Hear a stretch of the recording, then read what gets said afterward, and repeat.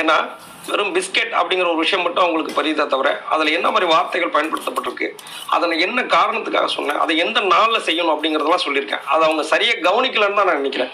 அப்போ அது எப்படின்னா நுனிப்புள்ளை மீதார் போல் பார்த்துருக்காங்க. செவ்வாய்க்கு தானியத்தில் என்ன உணவுப் பொருட்களில் தானியமாக இருக்கிறது பருப்பு. ஸோ பருப்பாலான வடையை எங்கே போய் சாப்பிடணும், fire service police station office பக்கத்தில் போய் சாப்பிடணும்னு சொல்கிறேன். ஏன் செவ்வாய் அப்படிங்கிறது யூனிஃபார்ம் பர்சன்ஸ்.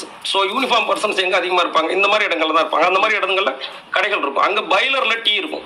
பைலரில் டீ இல்லைன்னா கூட ஏதாவது ஒரு டீயை சாப்பிட்டு இந்த வடையை சாப்பிட்டு வராதவங்களுக்கு பணம் வந்திருக்கு.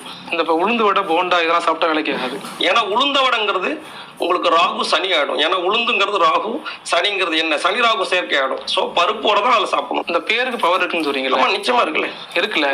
விஜய் ஆண்டனி பிச்சைக்காரன் இப்பெல்லாம் படம் வச்சு ஹிட் கொடுத்துக்கிட்டு இருக்காரு. ஆமா, அது எப்படி பேருக்கு பவர் உண்டு. அதுல என்ன கேரக்டர்? அது நெகட்டிவா தான் நடிக்கிறாரு. பிச்சைக்காரன்